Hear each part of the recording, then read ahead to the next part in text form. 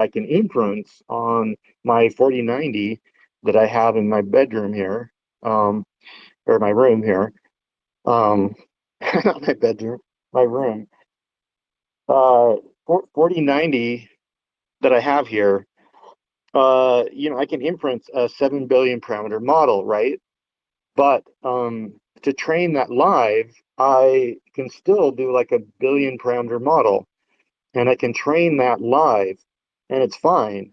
I don't need the infrastructure to do the things that they need to do to get the model to its current state, where I start like fine tuning it or whatever.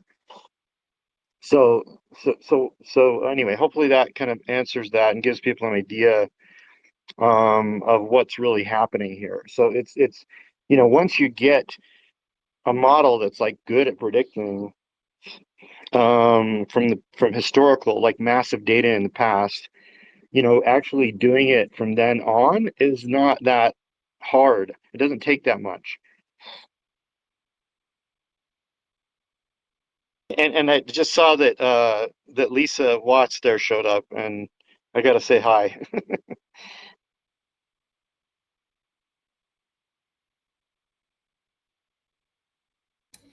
I invited Lisa to speak.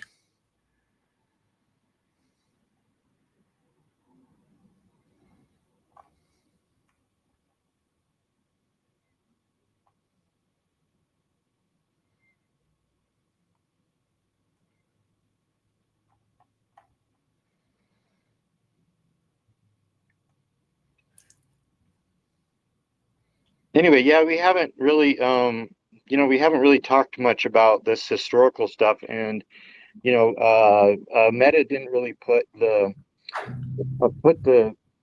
code in for doing this historical, um, like pre-training. So that's something that we need to like figure out and work on for sure.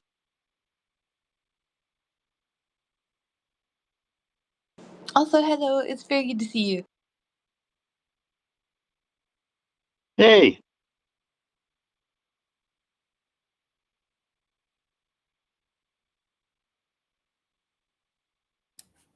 How have you been?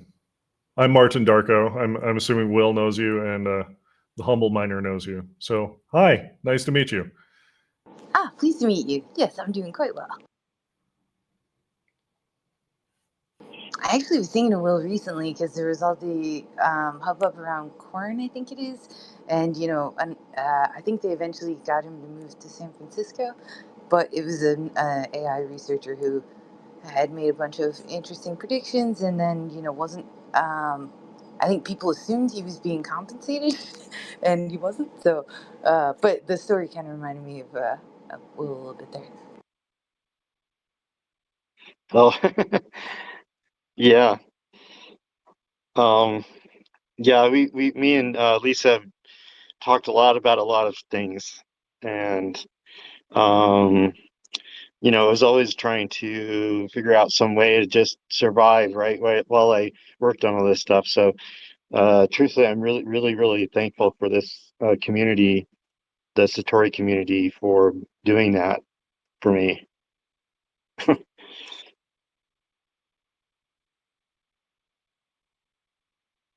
I'm still quite interested in grounded models.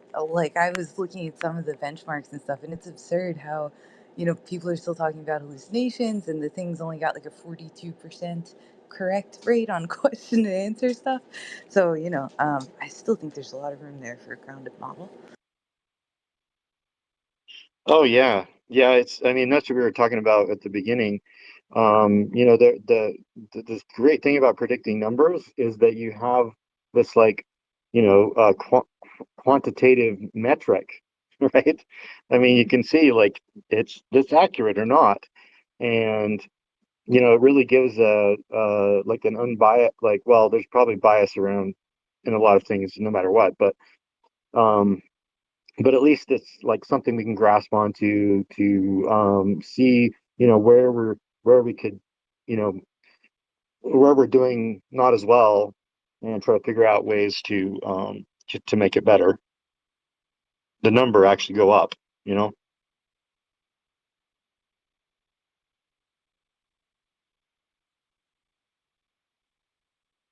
Unlike a lot of other things, you know, uh, like I was saying, um, you know, whether a painting is beautiful or not, as an example.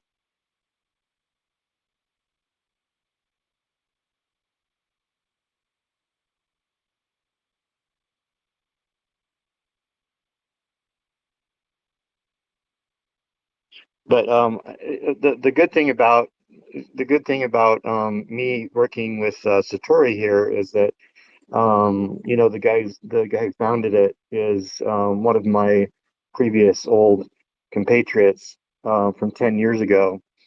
So we've known each other for quite some time, and Darko here also is about the same.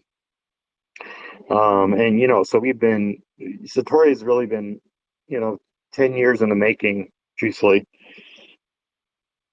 Oh, awesome. Yeah, forgive me, I joined late and don't have any context. But yeah, I'm glad to hear this working out. And can you imagine what it was like to work with these guys for like 10 years? And so Will met me right when I was right when I was graduating from college, and I was always a math guy because that was my major. And I met and we competed at a data science competition, and I watched H2O do my entire degree in five minutes, give or take. And I just had to have a hard course correction in my career. And so it's been a journey. So the last 10 years was basically just me learning how to have a functional conversation with these people. And now I do for corporate America the kindergarten version of what Will and Meta do.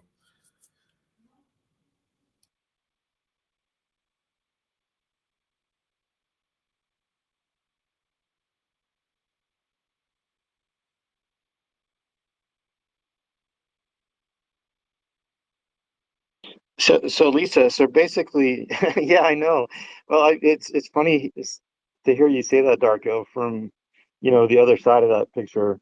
But yeah, you know, for me, it's just like I'm just like out there, you know, having fun doing a lot of what Lisa does actually, and I've always respected you, you know, doing the same kind of stuff. I mean, you're always just like pushing the boundary, you know, and not always believing, you know, what you know, is the standard accepted, uh, you know, way to do things. Yeah, you got to push the boundaries. I mean, yeah, people just have unexamined assumptions, and I like to examine those. Yeah, totally. I love it. Sup, Dwayne? What's popping? Hey guys, you can hear me, right? Yep. Yes. Okay.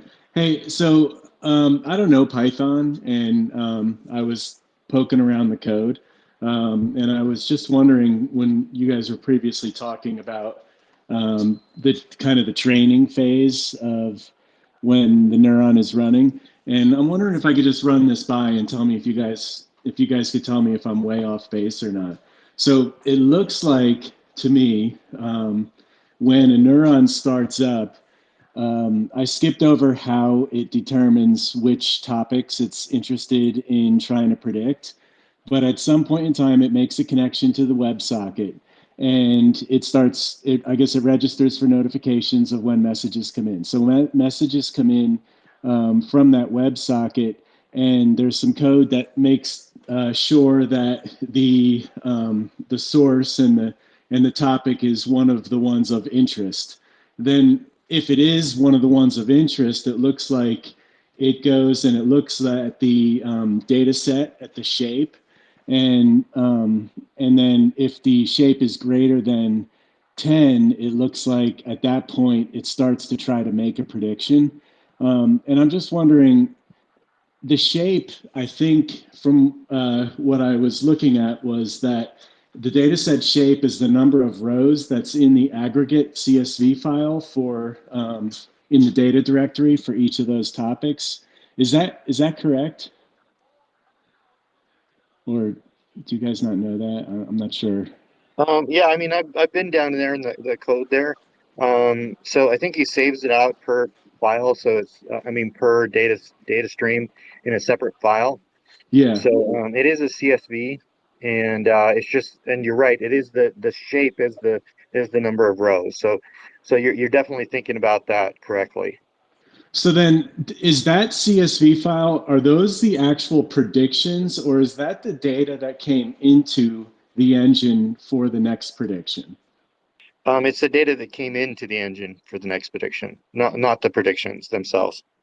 Oh, okay. All right. So it seems like if you need more than 10 rows, because that's what it looks like, the shape greater than 10 is hard coded, so it's not something configurable. So if you need 10 or more rows before you could start making a prediction, when it's not when you see your neuron and it's just receiving messages and it's not actually making predictions, does that just mean it hasn't received 10 pieces of data on all of the particular topics that it's listening for? Yeah, and that's kind of a weird thing that even Meta got tripped up on, even though he wrote the code. He got tripped up on that one time. He was like, "Oh, nothing's happening here. I just started it up," and then he realized that the reason why is because they were all new topics that his neuron had picked up, and none of them had enough data to start predicting. So, and with 10-minute to an hour data points, you're not going to get. It's going to take you that long before it Yeah. starts predicting. So it could be 10 hours, right? So yeah, that's true. So or if you were the unlucky one and you pick 10 and the data set for all 10 of those is one a day, now you're waiting for 10 days before you can make your first prediction. Really 11 days, right? Before you can make your first prediction. Exactly. Okay, that's interesting because I've noticed that I have some percentage of neurons that I spin up that just seem like they're always receiving messages, and maybe that's the case where I know on the Oracle side I've created a couple data sets that only spit out information once every 12 hours. So if you are an unlucky neuron and you get 10 or 15 of those, you're not predicting at all for all that time. Yeah, that's right. So, and he did do some work. He recognized that, and we talked about that. So, he did do something there. I'm not exactly sure what he did. Um, but I don't. We'd have to talk to him. Right. I'm not sure what Yes. the current state of that is. I'm just trying, because I don't really know Python, I'm just trying to put together my understanding of what I read and what I think it's doing. So thank you for confirming that. Um, You're welcome. so can I ask another question? So if if you have hundreds of neurons, I'm not lucky enough to have hundreds, but if you have a ton of neurons, would it help or would it be bad if you had those data directories um, on some sort of shareable directory so that the chances of you getting a topic that's has more than 10 rows in it on a brand new neuron, um, especially if it's received data and they're not actual predictions, could that potentially shorten that quote training time while it's waiting for 10 messages to come in? Because maybe you have a neuron that has maybe you have five other neurons that have two of those topics each. So if you aggregate all that up, you have all 10 topics and you have all the aggregate files spread across your neurons. Is there a way to maybe share that data so that other neurons in your cluster can benefit from it and not have to wait to receive those 10 rows? Yeah, I tried to actually do that myself. What I did was I tried to force the subscription to be the ones that I already had data for, right? So that even if the thing was and I mean I played around with that, and that's a good idea. I don't know if you get it to work out of the chute because The main reason is he's got something on the central server side. So, you really got to talk to Meta about this because he's got something running on the server side that causes some issues with that. Like if you weren't subscribed for a particular stream and you make predictions for not that stream, then it doesn't accept them. Or I don't know that that's the case, but there's something like that, I Oh, think. okay. But that what you're saying and the things you're worried about and everything play into what the last thing I was saying, and that's what I was talking about is this idea of, how are we going to handle training these models on historical data, and so that's doing the live is the kind of like the shortcut thing that we thought of quite a while back, and it has a lot of value to continuously train, continue continually train. Lisa was actually the one that helped me to realize that continuous was the wrong word to use there. But so continually train um, is a really powerful concept, and that's what he's been focused on. So he's kind of left the pre-training kind of as a thing to worry about down the road, right? So that's the state it's in. So he's kind of grappling with that now with this issue, the same one that you're describing and talking about. So do you know, inside that data directory, those directories that just look like they're a hash? Like, I don't know Mhm. how you guys create them, if it's just a unique directory name or it's an actual hash or something, but are they, if you had the same topic on two or three different neurons, would they have the same directory name? You mean file name? It Yeah, the or I know inside there's a readme inside the directory there's a readme and an aggregate CSV, but the directory name is just a bunch of characters. Yeah, okay. That looks like a It hash or probably something. would be, yeah. I would guess that it would be. I don't know for sure, but I would guess yes, it's the same file. So you could copy it over. So like if one neuron got this if it was there in the directory and it just happened to pick that, it would have the data already. So I mean it would have data so that you could start predicting immediately. So that actually I don't know if that will work because I haven't tried it from all the setup he has. Yeah, because it Um would be neat if you could. Sorry, I didn't mean to cut you off, but it would be neat if you could kind of go through all your neurons, SCP that data directory down to one centralized place, and then for each neuron, SCP that entire aggregated directory structure back up across all your neurons. And now they all have the latest and greatest data. And I don't know if you said before that would be yeah, potentially problematic.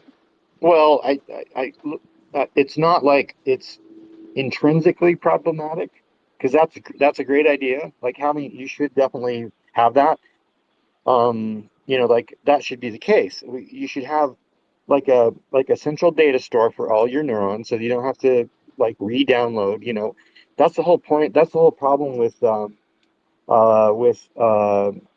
historical data um, is that like everybody makes a copy of it. Like there's millions of copies out there, and you're like, well, I want a copy. This guy has the copy. Oh, I want to get that copy.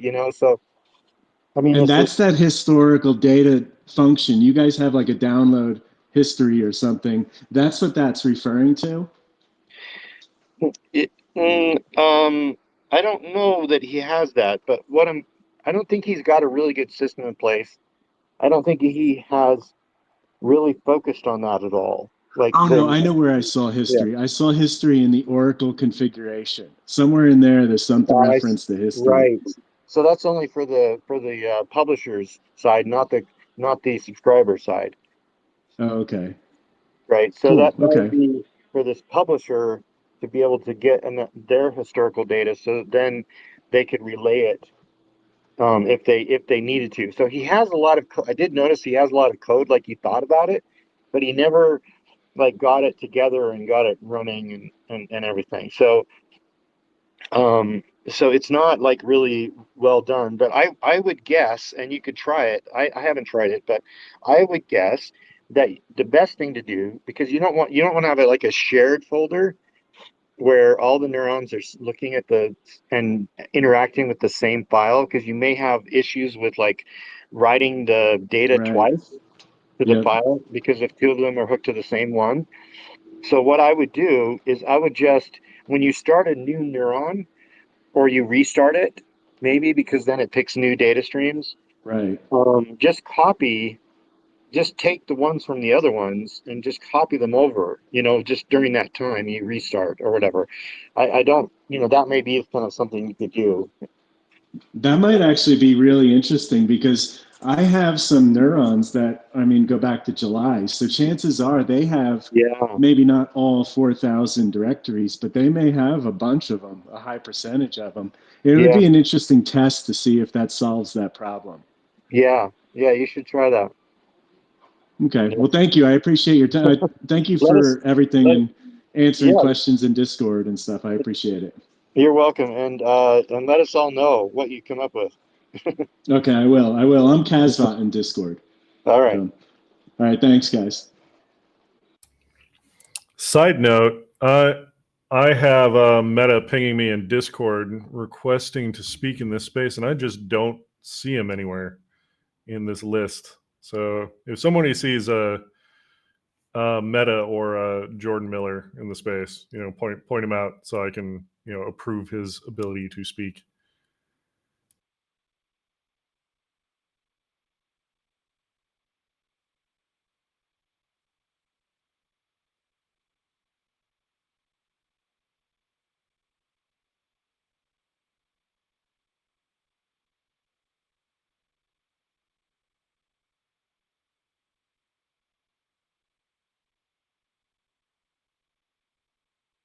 I don't see him either.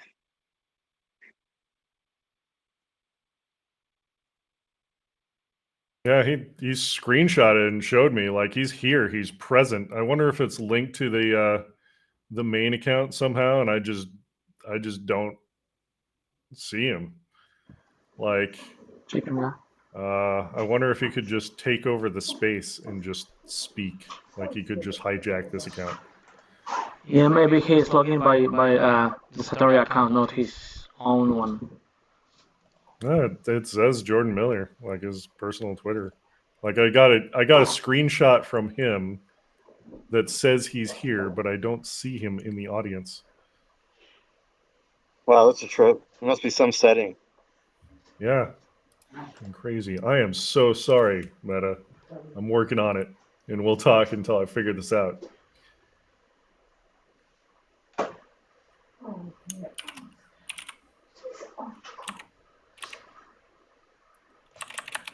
Like not even searchable.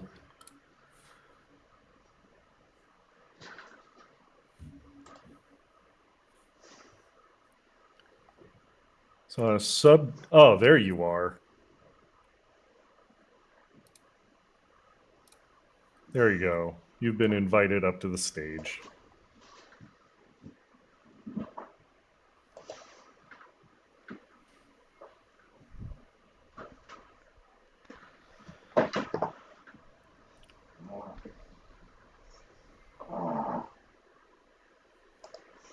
Oh yeah, Martin, just quick update. I just started recording a few minutes ago that space, so we'll be back to stop.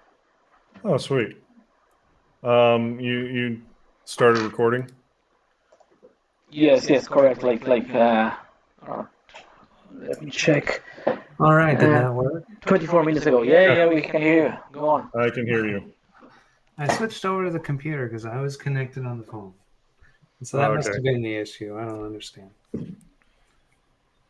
So hey, so we're having a space or impromptu space is titled "Predicting Numbers." I just kind of felt like talking to everybody, and we've been talking about time series predictions and neurons. Fantastic. Those Will, those answers you gave were perfect on his questions about if he can combine. Ideally, yeah, it would work that way. But I think the only issue would be we still kind of write to disk separately, and so it would probably duplicate when new data came in. It would make duplicate rows. Yeah, that's what I was thinking. I mean, that's the only thing I could think from what he was saying for sure. So it'd probably be best just to copy new ones over, like overwrite it. Like if you had it, you would just overwrite it. But the hash is unique to the signature of the data stream. Is that correct? That's right. So they would be the same. You could just copy the contents and duplicate it in the other folders. Oh, so they are the same. So you could just look for the same directory on both sides Yeah. and copy the contents. Cool. Yep. Yeah, I wasn't sure if that was unique to each neuron. And in the new, two other things I thought of while you guys were talking. In the new engine, it's going to start making predictions right away. So as soon as you get any data, it starts making predictions. So that'll be nice. You won't have to wait. And I mean, because if you think about it, the engine should make a prediction as best it can, given the data that you provide it. So if you only provide it one observation, then it should literally just give you that observation back, because it's making a prediction, and the only model it can make is basically the data that you gave it. So so the new engine will work like that. And also, you guys talked about how we choose data streams on, how a neuron gets assigned specific data streams. And recently, I did change that, like Will mentioned. We were just giving out completely random data streams. And that was okay for a while, but we started to notice that some neurons were getting data streams that were like daily cadence. And that would happen every once in a while. They'd have all daily data streams, or 12 hours, like you mentioned. And so we don't really want that. What we want is every neuron to have some small time scale and some large time scale. So what we did as a first step towards that goal is guarantee when a data stream, or when a neuron comes online and it says, I need 10 data streams, which ones can you give me? It still chooses them at random, but it guarantees that like at least 3 of them are small time scale, like 10 minutes, less than an hour, something like that. So we do kind of have a simple interim fix for that, a first step towards our ultimate goal. Our ultimate goal is kind of like, if you look at the distribution of a particular neuron or cortical column in the brain, you'll notice that it's connected to a lot of its neighbors very closely, a lot of them. But it communicates with them often, and it inhibits them. And anyway, it has a lot of interactions with them. So that can be analogous to our short time scale neurons. But it also has a wide range. It also has these long running connections to regions far away in the brain. And it doesn't have very many of them in comparison, but it does, all cortical columns have those, or mini columns. And so we're trying to match that pattern where we have long running connections, and we also have very very close connections, very quick connections. Yeah, I guess I don't, maybe I don't want to go into all of No, the that's pretty neat. It does seem like you would want some longs and some shorts. And while you were describing that, I was thinking from a usability perspective, like if you're someone, even if you set up 50 or so neurons and you set one up and you see all it's doing is receiving messages and it's not really doing anything. I wonder how hard it would be, or if it would be at all a good idea to have like one really, maybe even a one-time simple prediction, just so that your neuron shows in the logs that it made a prediction, but also when you look at the dashboard and you see your stats, it doesn't say no stats available. Like, I wonder, would it be hard to make like a one-time topic that just fizzles out after you make that prediction, just to kind of show that there's a closed circuit between receiving messages and sending predictions out? That's a good idea. Yeah, we'll think about it and see what we can do about it. I like it. We might not do it exactly that way, but I do like the idea of having that kind of ability or solution, something like that. Cool. Yeah. Thank you.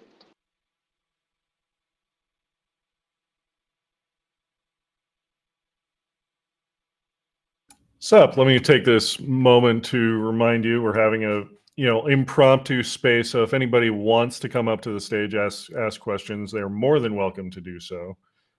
Just send that request, and I constantly scroll through and see who wants to speak and approve them. Hey, Jordan, I just want to mention that I've spent a lot of time chatting with Lisa here, Lisa Watts, um, and she's freaking awesome. She's super smart, and she's she's helped me like see through a ton of stuff, and I just really think she's a just a an amazing. She has an amazing mind. I just wanted to introduce her to you. Well, that's awesome. Nice to meet you. Yeah, you as well. Um, did you meet Will at that hackathon that he won like 10 years ago? No, but sort of. I worked with someone that he met there. Oh, nice. I think that's right, isn't it? Through Nick. Oh, Nick. Yeah, through Nick. I met you through Nick. So Nick, though, it wasn't uh through that, I don't think. But maybe. It was in Austin, Texas. Is he from Texas? No, but I know that he won a hackathon for 3D, one of the 3D companies. I forget now exactly. Oh, yeah, it might have been like a VR thing that I was doing. I did Yes, yeah, a that was it. VR hackathon thing. And that was probably it, actually. Magic? Is that one of them? You mean Magic Leap? Magic Leap, I think it was. Yeah. Uh, Not sure about Magic Leap particularly, but maybe. I don't know. I don't. There's a minute. I don't know. I'm not sure exactly how I know him exactly. Truthfully. But yeah, that's how I got into, I guess, most of this. So we were trying to do, 3D embodied educational AI, and yeah, and he was pretty into VR and stuff. And then I've kind of stuck with the AI thing, but I'm pretty hung up on this using other people's model issue. And even like I could get behind, I haven't found a satisfactory ontology for a theory of mind that I think would make a useful agent that I could dedicate tasks to, which is kind of what I really want. Like, I don't trust any of the autonomous stuff because I don't think the theory of mind is quite there. So when you say theory of mind, are you talking about, I mean, how do you feel about what's his name? The Singularity Net guy, Ben Goertzel's theory of mind. Uh, I mean, I have real questions about the singularity conceptually. I don't know, there's something missing in terms of recursion and the ability to reflect back on oneself and reconsider your actions in light of new information and this sort of thing. So, like, I'm pretty into the autonomous agent stuff, but I haven't found one that I would trust to do research on my behalf and bring back results that I would say are reliable. Um, and that has to do with all kinds of weird issues. But I think if we can think more humanities might be helpful. Have you read any of Jeff Hawkins? Yeah, the Thousand Brain. Yeah, The Thousand Brain. How do you feel about his thoughts on hierarchy in the brain? I don't actually think I've read the book. I have heard of him, but I don't recall the specifics. It's on my list. Well, if you do read the book, the first one is the best. Read On Intelligence first. Okay. But Ben Goertzel talks about the theory of mind, thinking that you have this society of minds. Minsky. What's that? Marvin Minsky, The Society of Minds. Yes, that's right. And his philosophy always struck me a little weird because he saw that he thought that you can make this network of AIs or of models or whatever that don't really speak a common language because they all think differently, they all work differently, and so I've always had a problem with that when it came to the philosophy of mind in a group because you need a common language of all the intelligent entities in the group.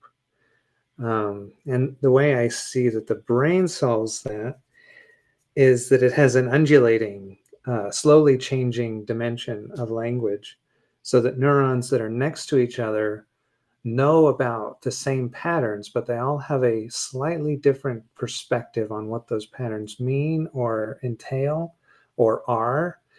And so they can speak with each other in close proximity. They speak the same language, but the farther away they go, they don't speak the same language.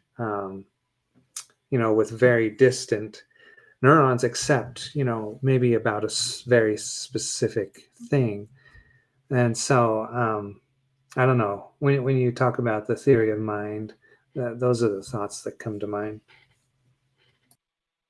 Yeah, and it's something along those lines, like that, there are a mixture of experts sort of models, but it's missing some essential things in terms of memory, recursion, and judgment that I think make for a much more reliable intelligence.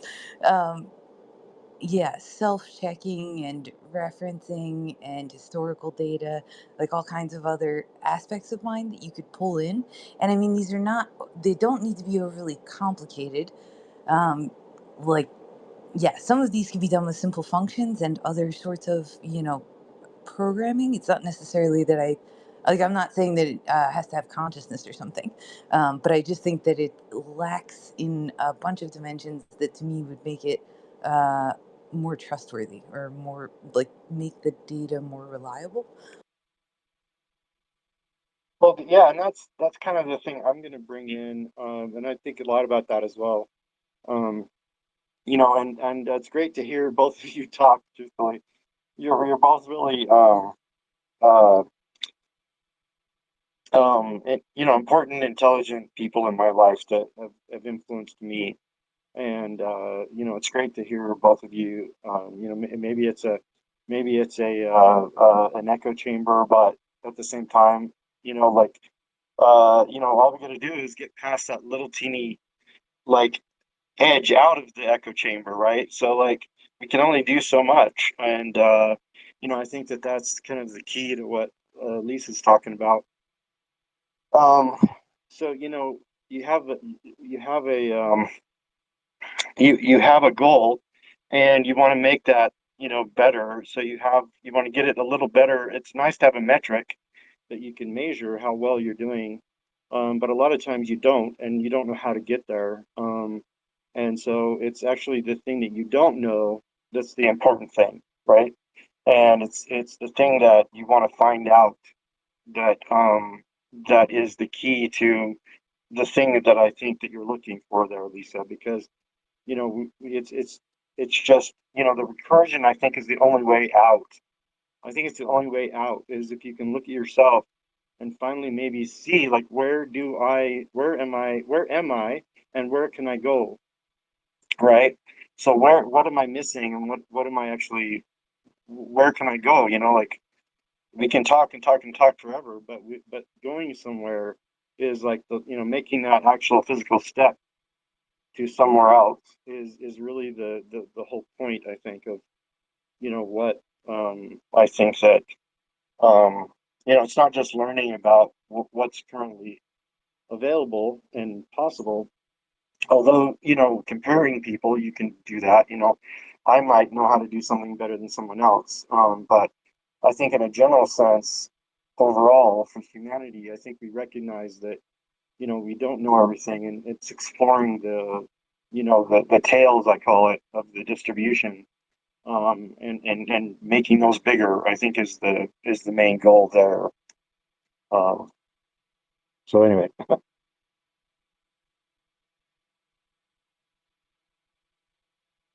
I may have a solution for that, or whatever. I'm thinking. I hope to. Um, I hope that what I'm thinking is that the actual process of live training, and the interaction between the machine and the person, can help that to happen. And so, I don't know how that fits into the prediction where you have this like obvious metric. It's not like an exploration; it's like a target you're trying to find. But maybe like how you can get there, is doing it different ways or some sort of way. I don't know. Um, I don't know. Um, I'm just hoping that just the live training thing, I think, is going to be the beginnings, or the core of that. And what I mean by that is the machine itself can change, based upon the world, or in the case of Satori, it's the world's input, and the results of the prediction itself, and how that affects the thing itself. Like me and Jordan have talked about this quite a bit, in that it's the idea, like, if you make a prediction of the future, how does that affect the actual future, right? So that's kind of the recursive aspect there, I think, in what we're doing here. Yes, like it needs to have a reality feedback loop, and I would argue the reason I don't trust sending out an autonomous research agent is partly the research agent I don't think has currently the you know I don't even know. Like, I read everything with a critical mind and start from a default, like it's probably wrong. Like, convince me it's correct, a skeptical kind of approach. And the whole of academia is suffering from essentially not having a reality feedback loop where you just have, replication crisis and tons of published studies that are biased or p valued or, hacked in some way that what I want an autonomous agent to be able to do is to go out and verify these things in a way that's more rigorous than the current academic standard. Like, okay, now find, contrary opinions, do, a whole literature survey, and then explore other domains and fields and find me contradicting evidence. And then let's see how strong the theory looks. Yeah, and I'm kind of saying that maybe the best solution for that is literally to make sure that you're part of the picture all the time, because then no matter how, um, I mean, part of the process. So then no matter how, like, simplified it might get, or whatever, or stay simplified, or whatever, it's always got you there to help it. And I'm not talking about like a tool where it's a static tool where it's like you're exploring, its mind, trying to figure out how to get this tool to work. It's more like it's actually uh changing as well, and maybe you're the tool for it or something. Yeah, that's kind of a hard balance, isn't it? Because you don't want to bias its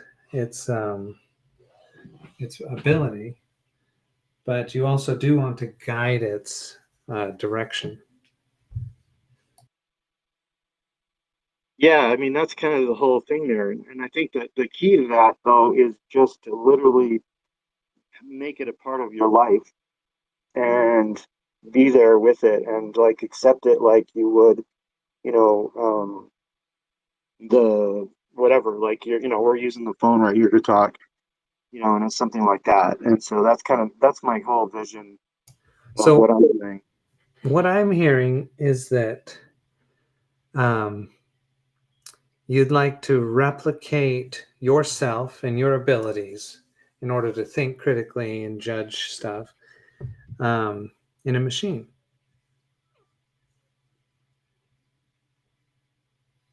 Exactly.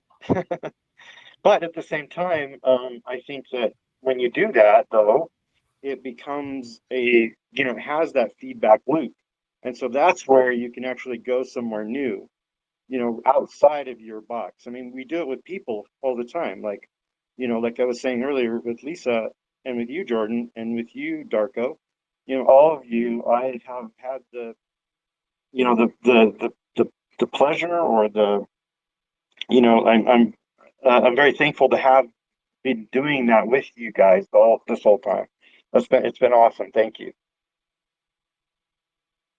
We could actually, rename this space, or next time we do it this way, is, the recursive self. We've discussed before this concept of the self as an emergent property. So if you Bhagavad Gita into this, where there is no self, a measurement of time between what you intended to do and what you did. And then you can recurse yourself into a philosophy of a series of low entropy events that were kind of predictable, where you diverge in a direction and said, well, what is the probability of B happening when A has occurred? And do this over and over and over. I like it. So you see predictive ability as the the foundational technology of the concept of a self.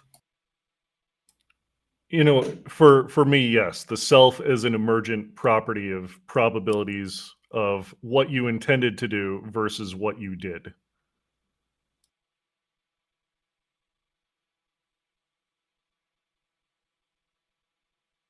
Yeah, that's really interesting. So, I mean, I see that kind of maybe as the way to know, like, whether, like, the core of consciousness. So, like, if I had a machine that was with me all the time and it became part of my life, um, the question is where does the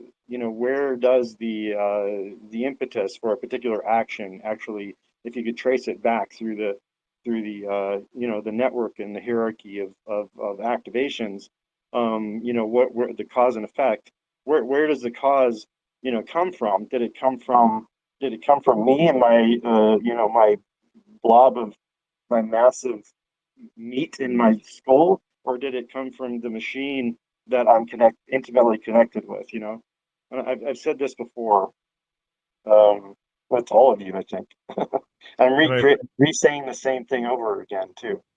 of course, and I think we all come back to the conclusion that, you know, the percent of you that was the free will in that equation is, shocking small. And I think this goes into a little more of what Lisa was talking about, world prediction engine kind of closing in on a verification of reality, or your reality.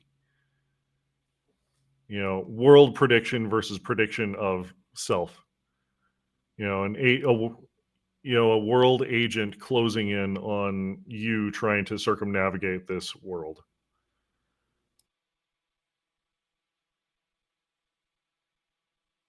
Yeah, and maybe that's where the recursion stops helping. Is that kind of what you're saying? You need more of like the network.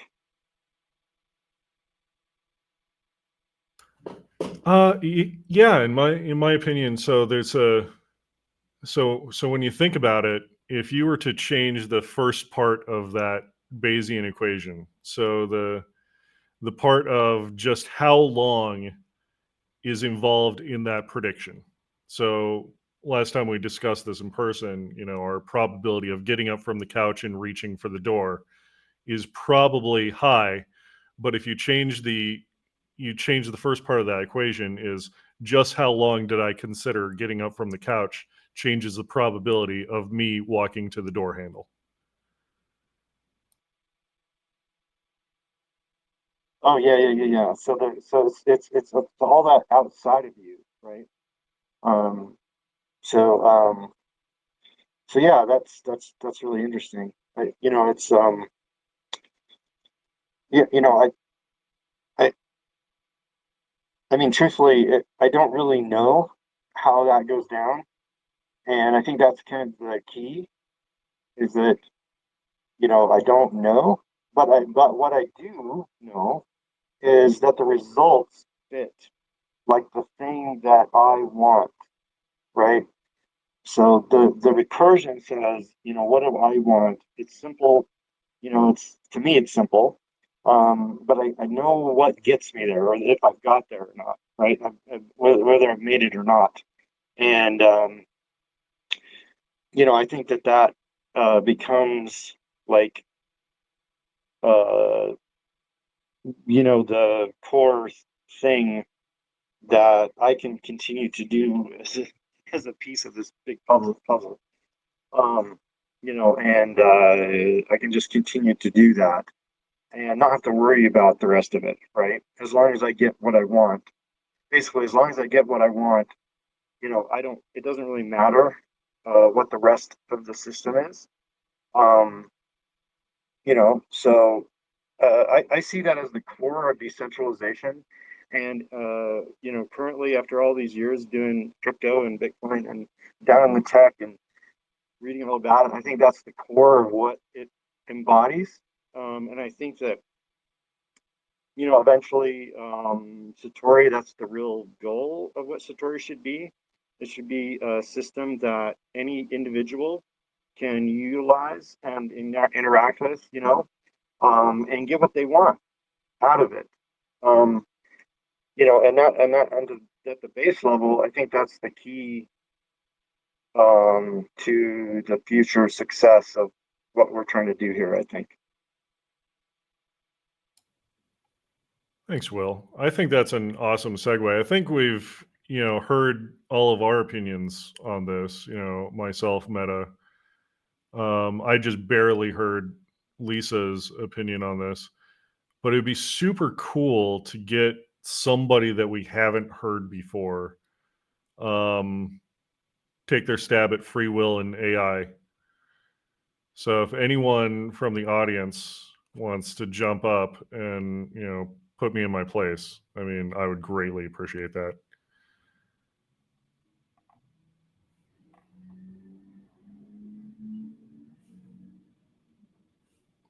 And I guess, So I think everyone's going to hate this, but I think I have solved the free will problem.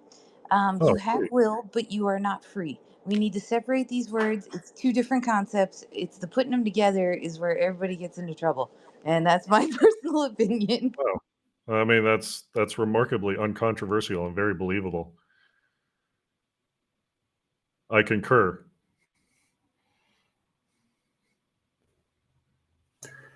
You have will, but you aren't free. I don't know. Can you go into it? That's a fast. I've never heard that before. I mean, you're bound by all kinds of things, physical limits and like laws of the universe and these sorts of things, as well as your social, bonds and your uh, like evolutionary constraints. So yeah, you're not. No one is wholly free.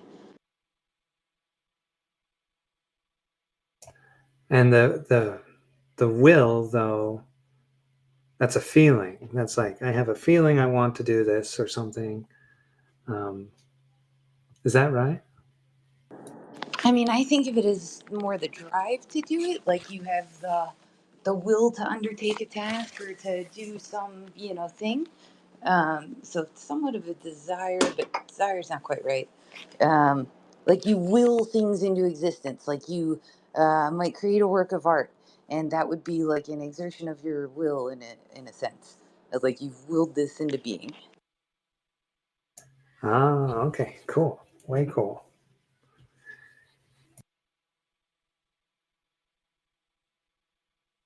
I remember taking philosophy back in the day, and the philosopher teacher professor said,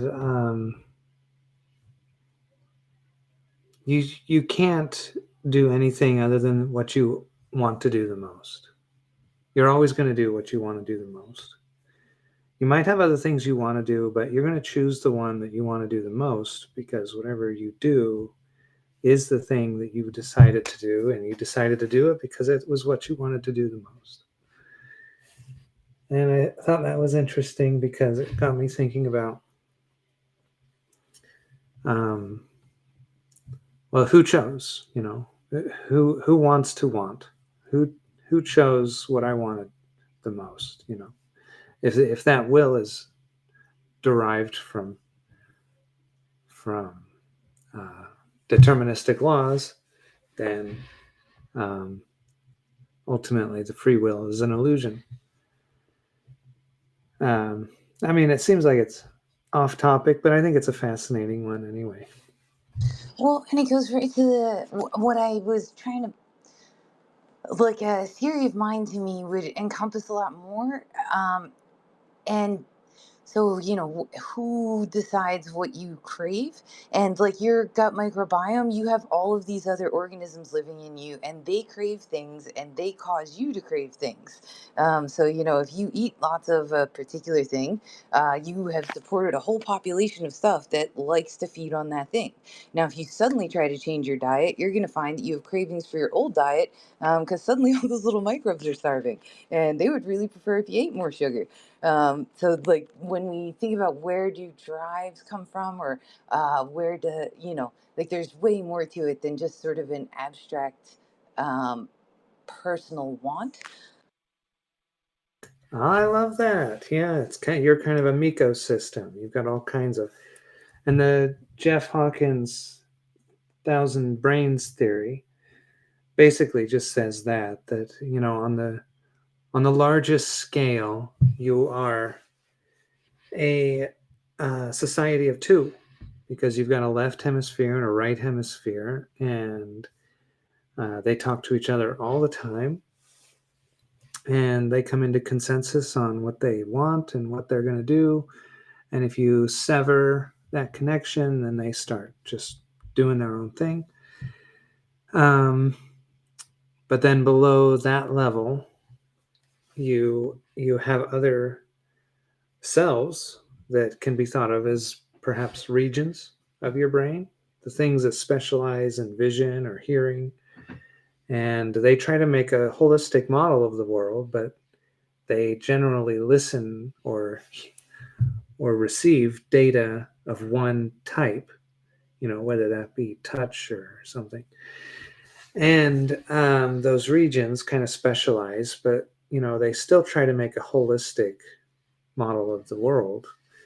They just do it by talking to other regions to get information about things that are happening elsewhere. And then if you go down further and further, you get to cortical columns that are doing the same thing, mini columns that are doing the same thing, and eventually you get to neurons that are doing the same thing. It's trying to build a predictive model of the world as it sees it, and it doesn't see very much.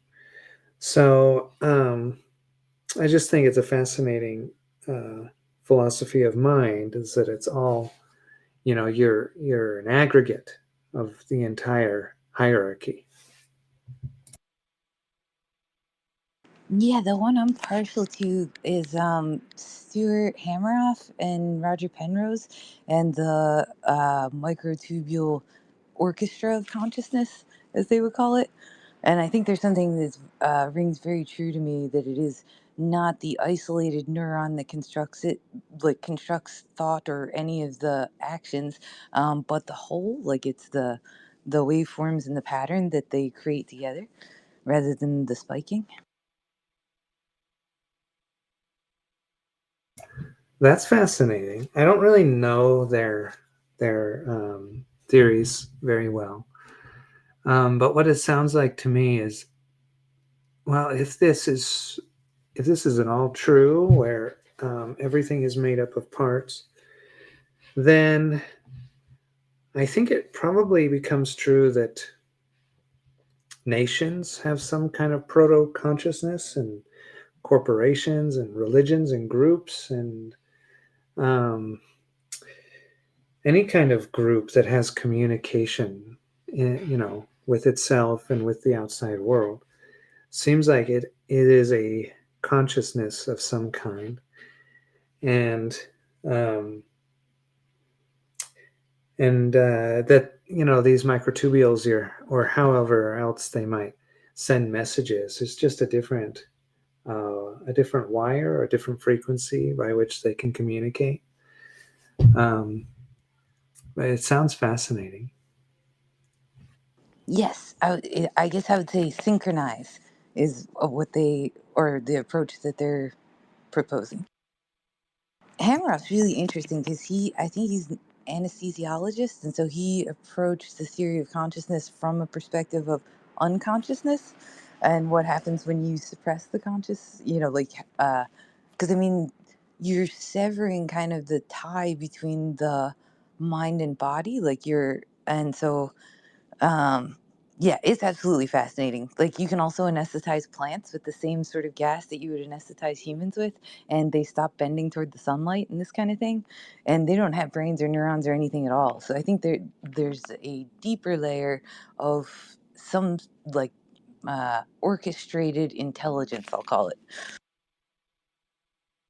like at much lower levels than people are mostly aware.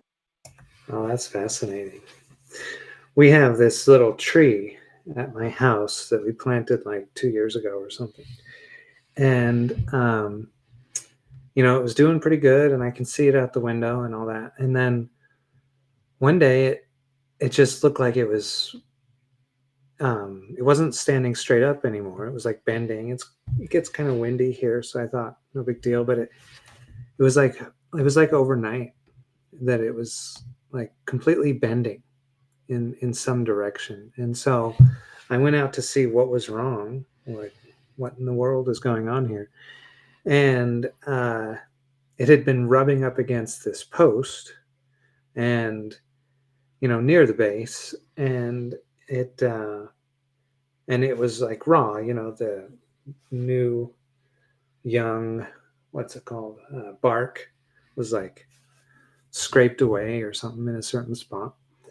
And so that bending that I observed happening over like a day or two, um, had to be a pain response to get away from the post, or to try to get away from it. Was just fascinating to me. Well, yeah. So what is this thing, that we have that, this, I mean, this is like since we're talking, consciousness, and I'm going to start, I'm going to start saying, it, free space will. Anyway, every time you guys said will, I was always thinking that you're talking about me, subconsciously, but so it's great. Great to hear that. Anyway, but, uh, um, teeny loop, and the loop in my head that is my, like, when I'm conscious, like that it can be, that can go away. That's like a special little thing, I think, and it's a unique construct that I think, I believe could be embodied into just a regular physical system. I think it can happen without anything special, anything that we're not used to. I think it could happen anywhere. I think that particular little thing. So I try to recreate that, and I don't know if it's there or not. Until I physically hook something into my brain, and then maybe I can find out if it's there or not. But I tend to focus on that because that is the thing that it is. That is the focus. That is me, and that's what I focus. And so that's me. But yeah, like my whole body supports me, and like you're saying with the my whole body, everything, the rest of me, supports that. So, I don't, I think I'm kind of special in the universe, because I don't see any other systems quite like, us, you know, even animals too and stuff. There's nothing really quite like that out there that we see. Um, anyway,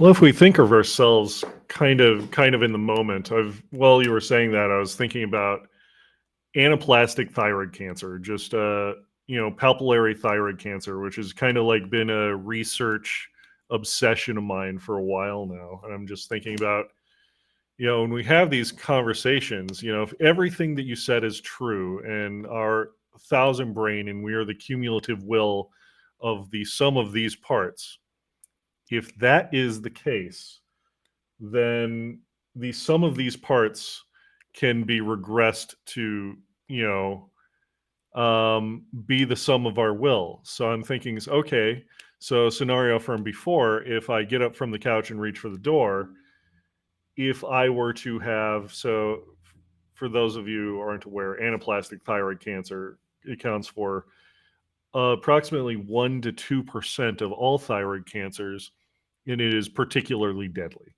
So if you are diagnosed with anaplastic thyroid cancer, you have less than 6 months to live. And it is extremely painful. And if you are diagnosed with it, every time your consciousness, this moment that is you resets, a certain portion of your consciousness is going to be dedicated to this painful thing that is killing you, and it is going to guide your behavior in everything that you do. So what percent of your consciousness is really that cancer? Oh, there's a guy named Michael Levin who is doing very interesting research in electromagnetism. Uh, that's not what his actual field is, but that's the part that fascinates me. He proved that you could essentially imprint. That the imprinting of the electrical pattern is what drives the cells to assume their final form, like a morphogenesis kind of. So he was able to, in newt embryos and whatnot, change the body to have two heads or an extra leg by simply projecting the electrical field of having, like simulating the electrical field of head one and adding it to the whole, and then it actually makes two heads. And he also is working on, he has a whole theory that essentially cancer is a dysregulation where the cells that have started to replicate uncontrolled are no longer communicating with the body as a whole. And so like they've essentially lost the orchestra of the body, or the synchronized functioning, and so they've gone off on their own and they're acting like an independent life form. And at the point at which they metastasize is like the point at which they have no relate, like they've totally lost understanding of the larger organism, and so they've now begun to act independently and take resources and replicate wildly. And I believe he has some controlled studies now in animal models where he was able to induce cancer in the same way, like with the fields, and then reverse it. And I have high hopes that that might be a productive line of research. That's interesting. So there's an electromagnetic form of epigenetics where um, our cellular structure can be guided or misguided. And, that also really lends to the philosophy of, this was your natural path. You deviated from this natural path. It was natural or not, but the consequences is what percent of this thing is you. Yeah, so that's where it's like, once the signaling is gone, where it can't communicate with the body anymore, it's almost like it isn't you. Like it's acting like an alien, entity, and has stopped it was participating in a productive loop, and now that it's like broken its communication system, it suddenly is acting as though it's not a part of the system at all. Yeah, I mean that makes a lot of sense to me. And it makes me think like the whole latent pool thing I keep talking about. I think is going to be where the brain actually, where the not the brain, the more where consciousness could happen. If it's part of the, like you said, the loop, if it's structured that way, so that it can actually do it. So I was making a post today earlier, on the idea that, we are, uh, this thing we call consciousness is like the part of, infinite existence that looks at itself, right? And, uh, and I don't want to be any other part than that, because it's boring and or whatever. But it's more maybe just about connection. And so if Satori has everybody has their own predictor, and they're just predicting, and that's all we're providing to everyone, is just a way for them to predict the future on their own with their own computer. I don't think that's as powerful. I don't think it has the potential to be as powerful as if we also offer a way for them to coordinate and collaborate together, so that the emergent output has the potential to be even better, possibly. So I think it's from, maybe just the solution there, or the whole thing is just maybe just connection itself, right?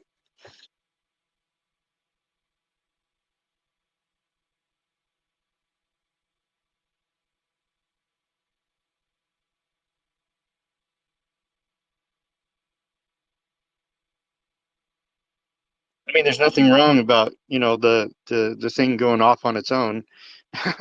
But it is, maybe it was, maybe it could be something better if it was together.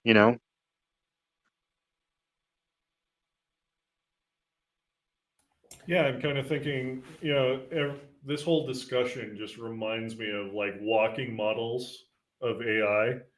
And it's like, well, what it was always, defined as this thing that has arms and legs and, weight and things, and it needs to learn how to walk, and it needs to learn how to run. Well, what happens when the rules, diverge into, I am allowed to have three legs now.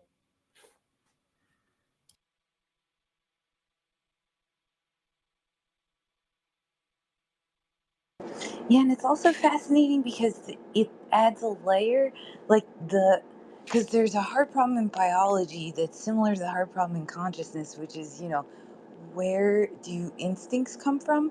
And that you can't locate them in any particular gene. So you have this whole mechanism of information transfer, but there is something lacking there.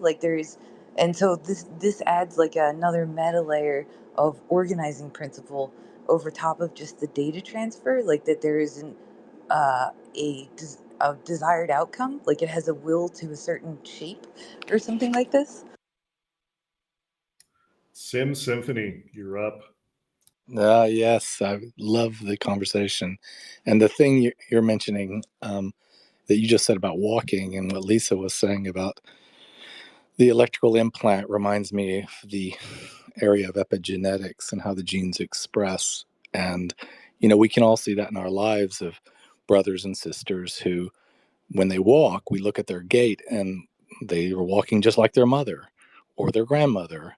Um, and I think that electrical imprint stuff, for the extra growth, um, is an interesting avenue of inquiry. And that's all I was going to say about that. I'm glad you said the thing about the gait, because I was thinking of all the people I've seen in life. I'm like, they walk just like their ancestors, or sorry, their people that I've actually seen in their life, and I'm able to go, wow, look at their gait. It's just like their mom or just like their dad. I know that doesn't really have to do with consciousness, but where does the information come from for the imprint of the behavior, beyond just the mechanical or the structural parts that those genes expressed? How is it they end up actually walking like my son walks like his grandmother? He has attributes or characteristics of that same gait. I just think that's fascinating.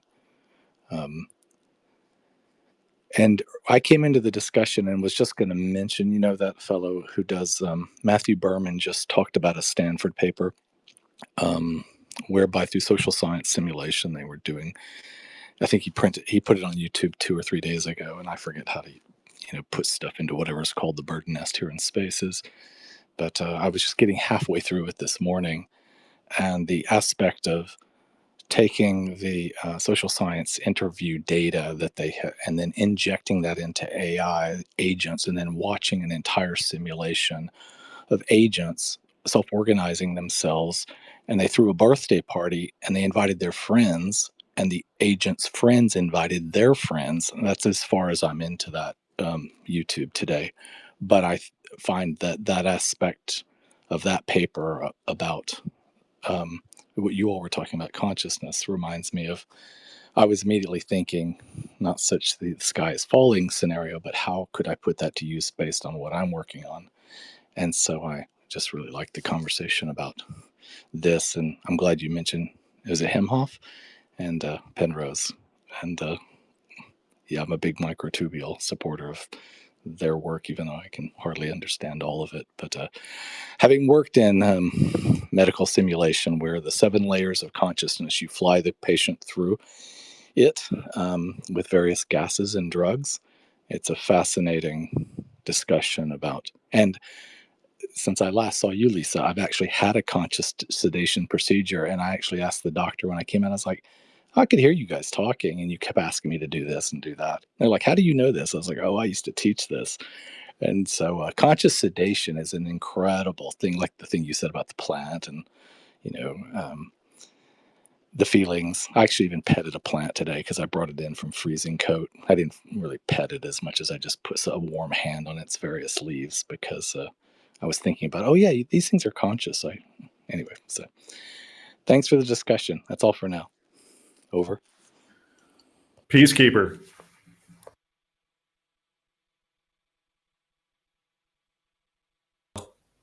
Hello? It's Is this on? Is this on? It is on. Oh, yeah. All right. Awesome. Early riser here. How's everybody doing? I want to just first thank everybody for hosting this magnificent get-together on this late afternoon / evening / morning, depending where everybody is around the world. And yeah, I've been listening in, and it says, yeah, no, this is really up my alley. And I live in the middle of nowhere, so there's no one to really socialize with of a higher intelligence, if you will. So this is very exciting, mentally stimulating wise. And I forgot what I was going to say initially, but many things came up to mind in regarding to exploring consciousness, which I'm very much about, and amongst other things, and creativity and various other things that are kind of intangible, if you will, or at least by current, mechanical measurement means. But anyway, I just regarded, and I studied genetics and stuff at Cornell for a number of years, and I guess that's what triggered my because I'm an artistic person, I guess, by nature, even though I didn't pursue it as a career. I just kind of do it as a hobby, whether it's art or music or whatever the hell it is. I just have to be, or cooking. It just has to come out. So I kind of consider myself, I guess, a medium of creativity. And I see that in a lot of you guys, in the dev team and various other people in the Discord, who always ask, the questions, that nobody really thinks about, or who inquisitive people, if you will. And one of the things regarding the genetics and, responses of organisms, whether it's a bacteria or a virus or a human or an animal or a plant or a protozoa or whatever the hell it is. One of my big things that I always come back to is the nature versus nurture thing. Whereas there's a genetic potential, because basically our physiological attributes are all kind of theoretically written in our DNA, just kind of like an instruction manual of what our, capabilities are, how big you're going to be, what color your skin is, what color your hair is, your eyes, it's all driven by, I suppose the inputs, the physical inputs, were you well fed, so you could be 6'6" tall, as opposed to a malnourished person, who can only grow to 5 feet, even though genetically they have a lot of alleles and genetic characteristics that, predisposition them to be, of a bigger physical stature, if you will. But one of the other things is the nature versus nurture, whereas we're all basically, I guess, products of our past experiences. I'm afraid to go to the dentist because my mom always hated going to the dentist. So when I was growing up, I always feared going to the dentist until recently, and I'm almost 45. Until a year or two ago, I'm like, wait a minute, why am I scared of going to the dentist? Just because my mom told me to for, 10 years, so it's kind of instilled in me. As I'm looking back in previous experiences of my life, in balance, with reading scientific crap, that I'm trying to distinguish, consciousness as well as various other, things we think and feel and who we are and who we develop to be, and it just, I don't know where the hell I was going with this. I had a point earlier, like 10 minutes ago, but anyway, but the nature versus nurture thing, I think is, and then I'm not even going to talk about the intangible sixth sense, which I'm trying to explore and I'll eventually hopefully find a way to quantify or express, in terms that are comprehensible by other people outside of my own brain. But I just want to thank everybody for hosting this fantastic meeting. And yeah, maybe next time I'll have something a little more substantial to contribute. But carry on. Thank you very much. Well, you touched on something that I thought was particularly important there. So let me ask you this question. So you have a nature versus nurture thing, but you also have a hard, short-learned versus long-learned recursive component to the thing that you do. So let's give you an example. So, your aversion to the dentist was a long learned recursive thing that dominated your consciousness. Or on the biological level, let's explore allergies. So long-term allergies that tend to change with age. So your body acquires or disacquires an allergy over decades. So the question is, well, what do you think is an appropriate relationship, or how do you think you would quantify this recursive learning period versus how much does this thing guide my consciousness? That's a good question. I think we have the ability, and I think we used to thousands of years ago when we were more primitive organisms. I believe in evolution, at least, with cells and stuff, just based on evidence I've kind of seen and learned. I think we have the ability, but both genetically and possibly otherwise, but predominantly genetically, whether it's in our T cells or our lymph node system, our A1B1 receptors that, trigger allergic reactions. There's an amenability based on, environmental stimulus. And I think it's one of the many things I ponder.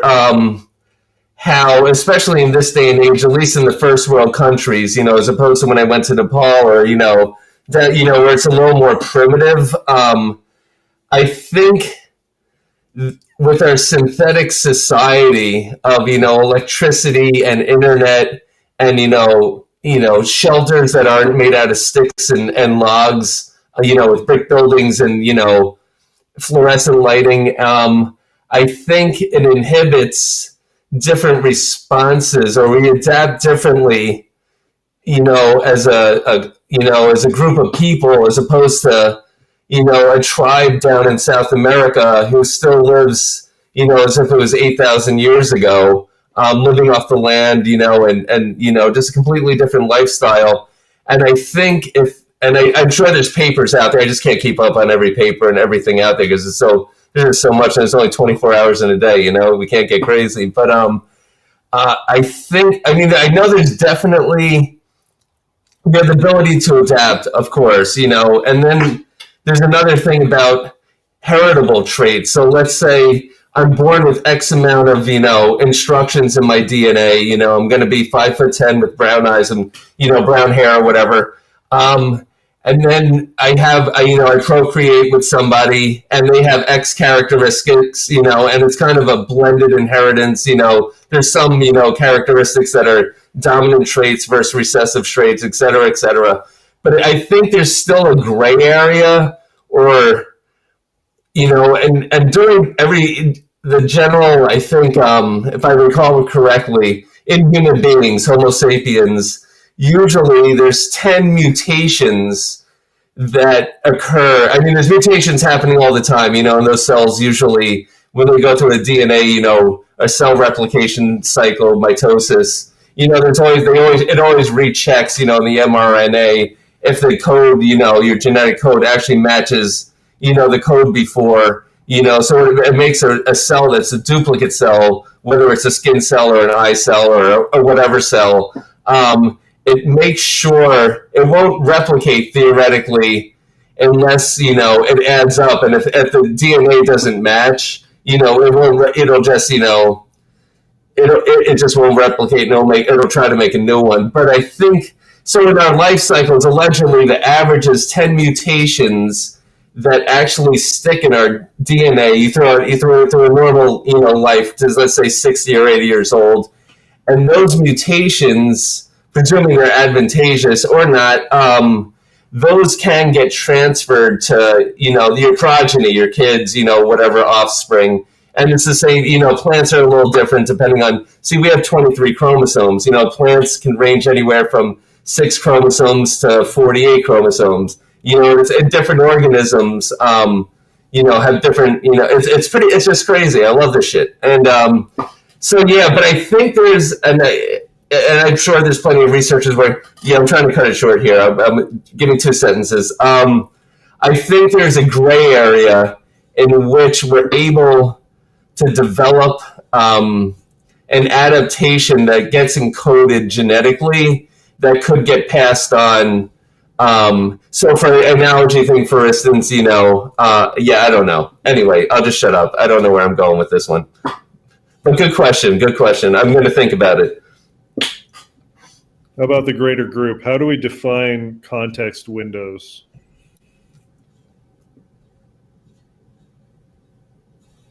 Context windows. Yeah, so we remember in the early days of LLMs, and we had a problem with LLMs having a really hard time with foreshadowing and being able to reference things from previous chapters or even old things, right? How do you when quantifying, our relationship in creating world versus self uh, consciousness models? How do we define your context window of the thing that made you do the thing that you did? Let's talk about decision space here and the things that you recall.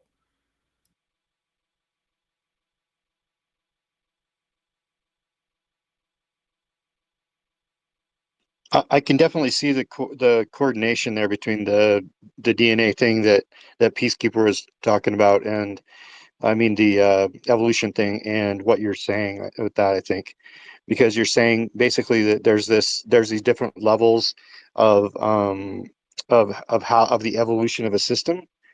So I mean, where's places and pieces. So from my experience, I see I see that there's a couple things. There's the immediate context window, which is very similar to our like working memory, or and then I see the network, the neural network, and the weights and everything as kind of like the long-term memory. And then there's this other thing of the like the input and output, and what it's actually like the actual environment that it's existing in and how that's affecting it in this kind of loop. And that's more of like the world, um, part that you're talking about. So that's kind of how I frame all that. um and those parts interact, even though like with the DNA you can, there's the chromosomes in the DNA, and those get transferred in the way that we normally think about with evolution. But then there's this kind of higher level pattern stuff, that interacts with the environment in a way, kind of in a live way that not a lot of people talk about, except for I think you are, Peacekeeper, trying to talk about that. Um, and I think that relates to the training part that I keep mentioning and bringing up, because the thing about the training is it's not like this obvious thing. The training isn't obvious when the network is training behind the scenes. um, you're not going to see the results of your conversation right away. It's going to show up later, um, and how it affects the the flow of things in the future. One thing that in that particular situation that helps me to understand a little bit better that I thought of is the idea that without the training, it will forget, like you were mentioning, Darko. It will forget the context of what's going on. Like you won't be able to come up with anything. It won't, like a specific example would be, you talk to it about the problems that you had the other day, the specific ones, and then later the next day, you start talking about that same thing, or you talk about that, and it doesn't know anything about it, right? Because it's not in its context window. But if you did training with that, then it would be able to change its actions, and it would give you a different answer.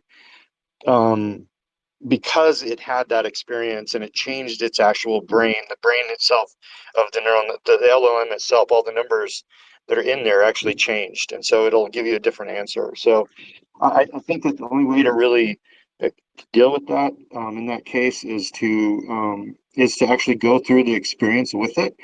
So one of the things that I want to do with the project that I'm working on right now for Satori is I want to put an actual chat bot, a chat interface on it. I want to put a chat interface on this live training, AI, for the particular reason that I want to explore that with it. So it's like with the DNA thing, like you're touching on that, Peacekeeper, where you were saying that, there's this cycle of the children to the adults. And if somebody like really focused on that, and I think people are, like you're saying, there's papers written and people are really trying to see what's possible there, and you could actually kind of like, similar maybe to what we used to do with animals to make dogs, from wolves. That was really rough and coarse. um, I think this new thing where we're actually, like manipulating this epigenetic stuff, right? So we're learning about that, what the differences are.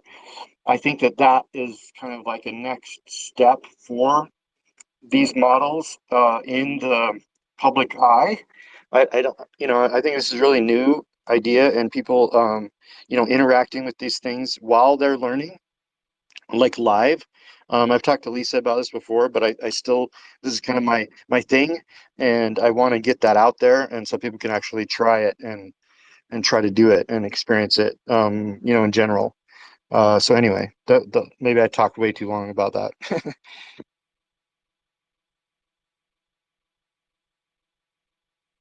Thanks for the conversation bait.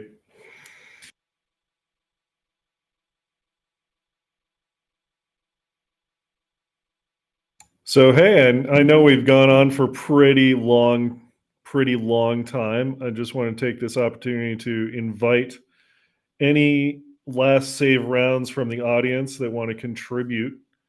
And I know that we are down to 12 listeners as of now, and we had a pretty good, successful space for something that was just really off the cuff.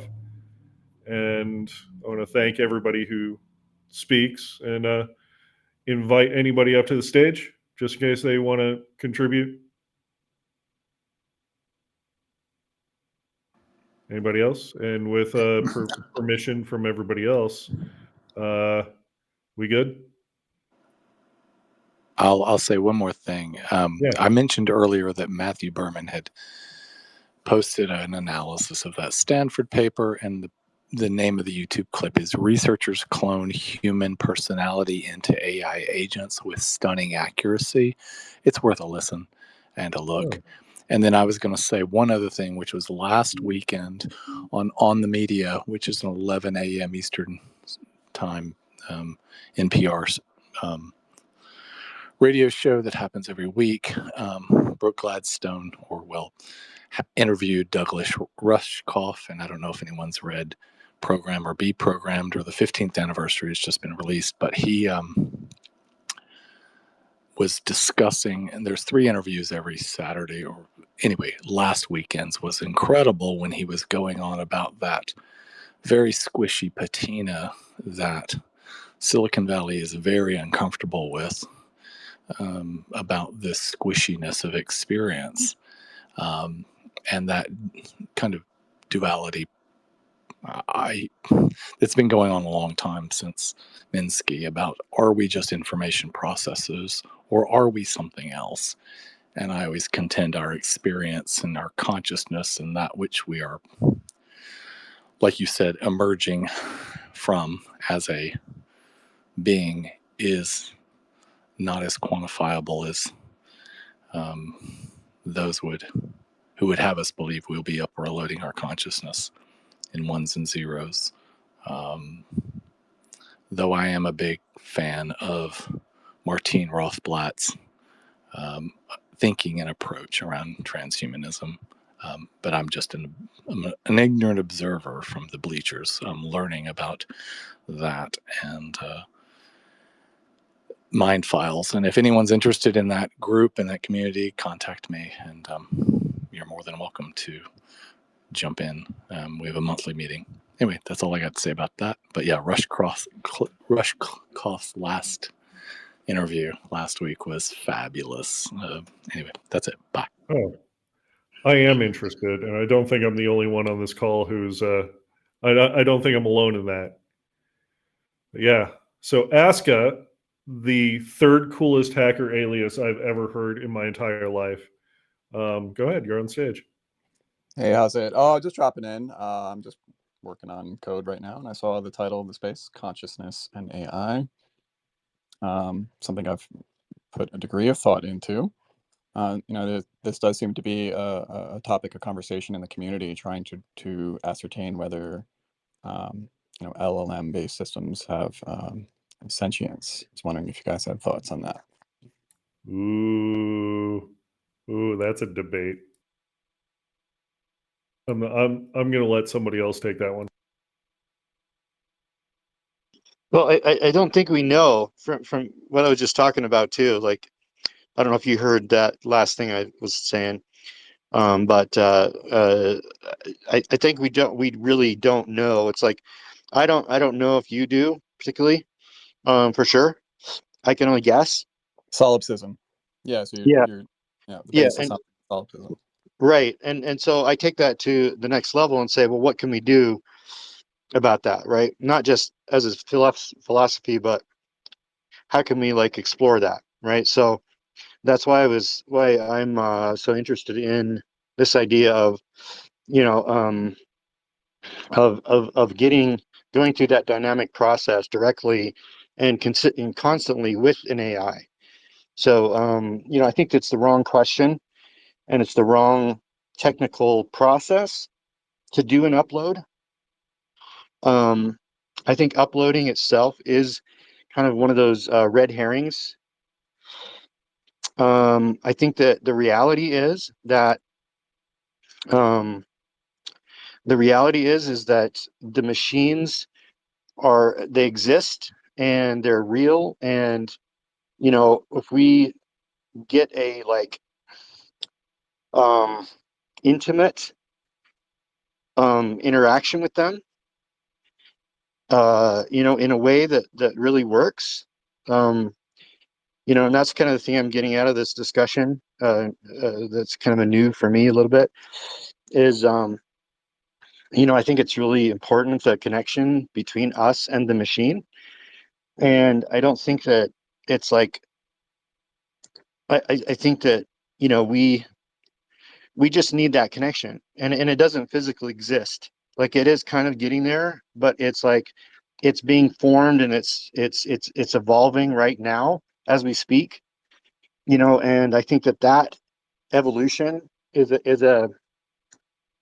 is really what's going on.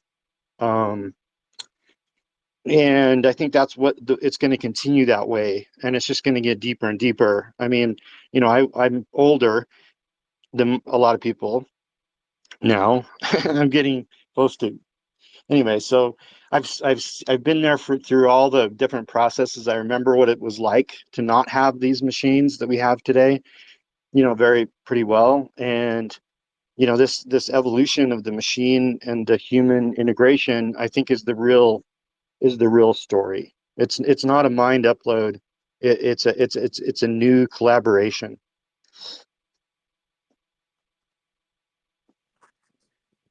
I too am kind of old school, and your words absolutely resonate with me. I do feel that's the direction things are going to go in. It's going to be about augmenting our brains with computers, high bandwidth connections between people and to the hive mind. So these philosophical questions are interesting. I think they matter for ethics. So if we're trying to determine the ethics of forcing computer-based intelligences to do things, it's important to know if they are sentient. I think the hard problem itself, you mentioned solipsism. I think it's reasonable to have a base assumption that we do exist in this reality. It's nice to talk about, simulated realities that we may or may not be in, but I think it's reasonable to, be rational and say, okay, we're in reality. I believe all of you are human, most likely anyway, and are actually sentient. And so the question of delineation of sentience does come between organic based neural nets and emergent consciousness from that versus the emergent consciousness that we're witnessing from these LLM agents. So it does matter for ethics, but I agree with the practical discussion from Weebone. Will Bound, yeah. Yeah, you got it. I totally want to hear other people's opinion on it before I give my black pill version of, consciousness by whose standard. Meta, are you still here? Or because I'd like to hear yours and Lisa's version. Oh,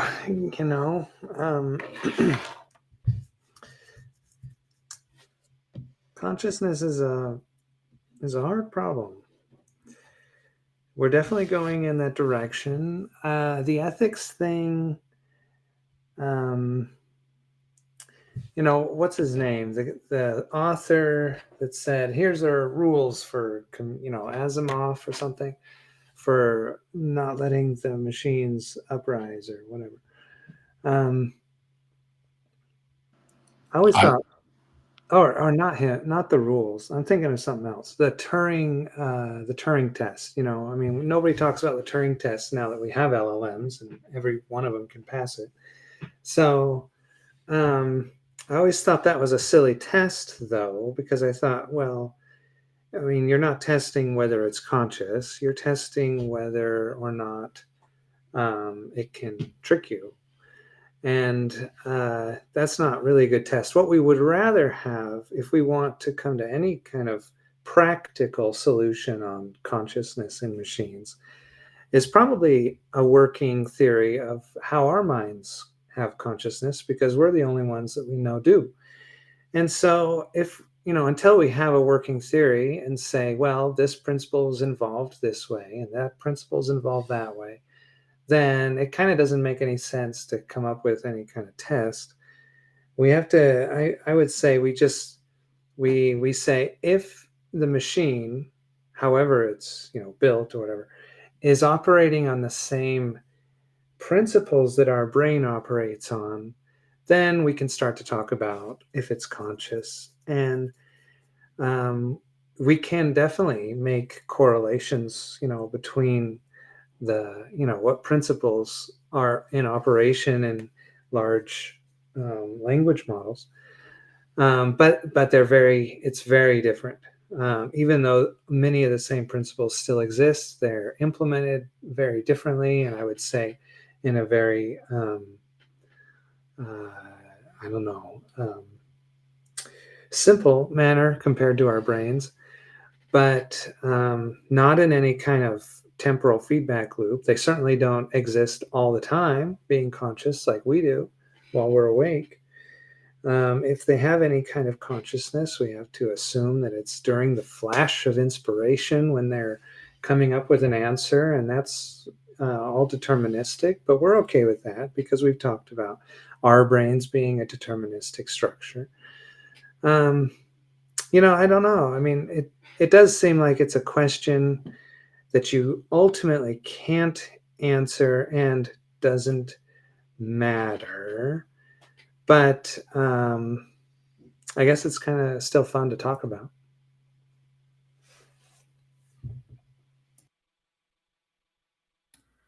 Lisa, are you still here? Yes, I do think it's a question that matters because I think it changes how we treat a machine.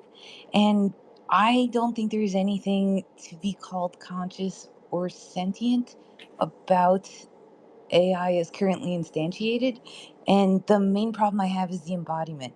Like, you have a body, and that gives you drives and desires and needs and feelings and empathy and mirror neurons and all of these other things. And so, if you attribute that to a machine, you will incorrectly assume that it has priors it does not. And so, yeah, I think sentience is the thing more or less that it's lacking. I mean, I think it could fool you into believing that it has feelings and, that it will be hurt or crushed if you do something to it, but it hasn't a body that would have that impact. So it's just a construct. It's just a most likely human thing to say.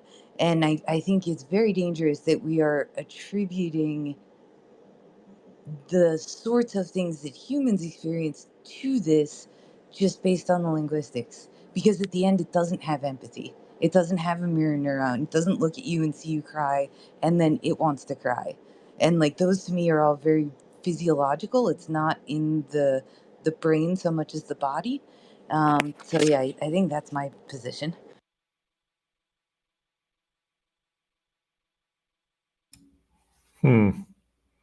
Anybody else?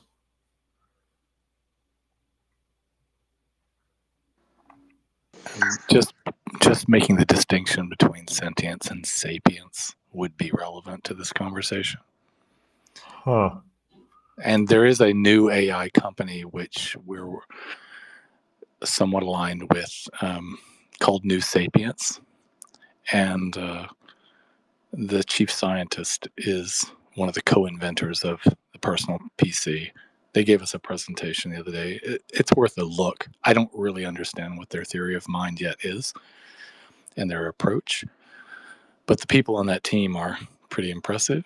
And back to the other question you posed, which was, I don't know if it's useful to have a test yet. So in the group, in the organization I work with, and reflecting on AIs and what have you. And I'm more preferential to max tech marks rather than artificial intelligence to beneficial intelligence.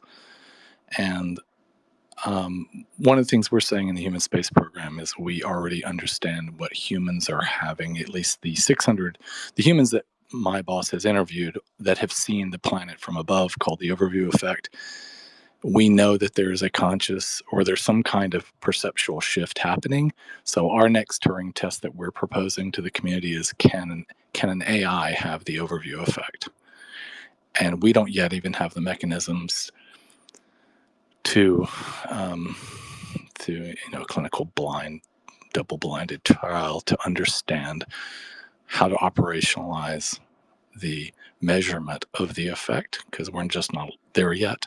But we are interested in can a beneficial intelligence, sapient, synthetic thing have the overview effect by seeing the planet from above? Because as we like to say, that is our true state. Okay, That's really good. I have a really weird follow up to that. So one of the dangers that I think, or the thing that concerns me, is that I think that an artificial intelligence could be a person in the same way that a corporation is a person, and have all of the same dangers. Like it becomes a self perpetuating system. It is self interested. It wants to continue its own existence. As a ship of Theseus, sort of parts can come and go, but even the corporation, which is actually made of people, often acts counter to their interest. Like it's operating in favor of the shareholder or whatever the maximizer that you've set, but that doesn't give it. And so I guess my thinking was, could a corporation experience this window? Could a corporation stand back and look at Earth from space and be awed by it? And I feel like in this, yeah, that there's something about that that's more like the personhood an AI would have than like you or me.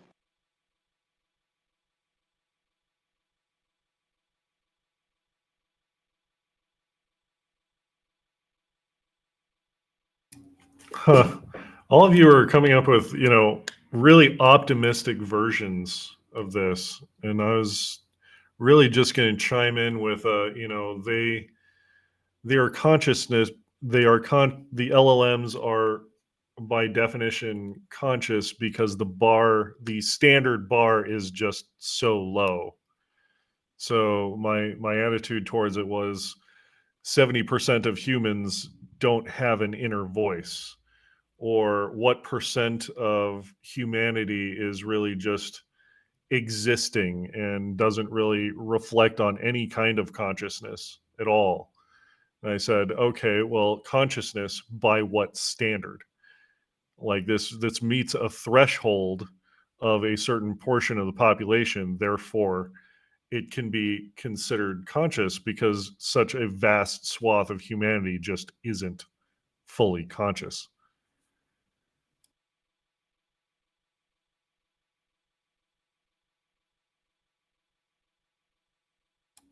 Anybody?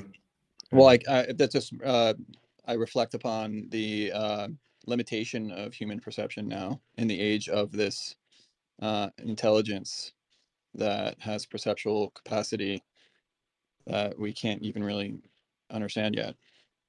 So you mentioned, yeah, because you mentioned the scale of the experience of consciousness within the human race, and I would say that in absolute terms, it's the human experience amongst different organisms in the species. It's pretty tightly defined. So there's ways of being conscious that we can't quite understand yet.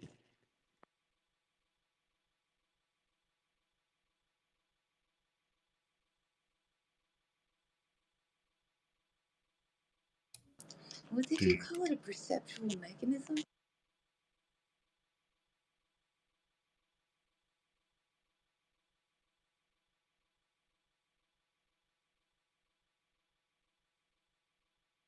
Who called it a perceptual mechanism?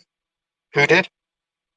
Oh, that's what I thought, and I was thinking that's exactly what Will's trying to build into it, and what I think it needs to be grounded, like to have the perceptual mechanism, so that it can judge reality.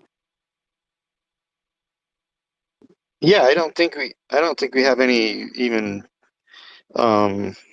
chance of it passing any threshold, right? Unless we have that in there.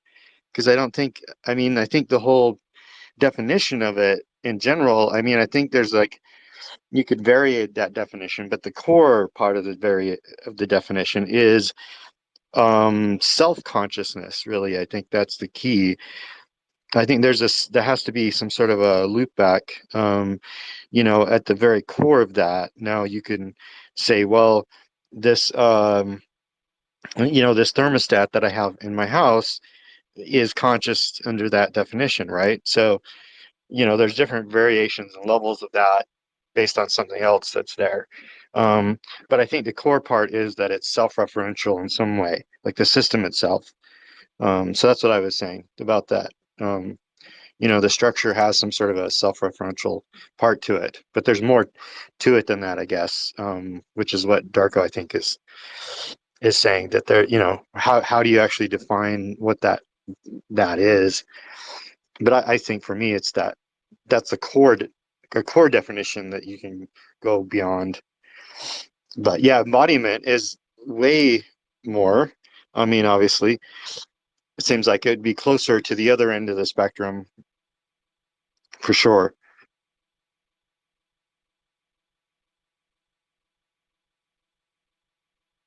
Yeah, and I guess that's sort of what the corporation is not a self-conscious entity.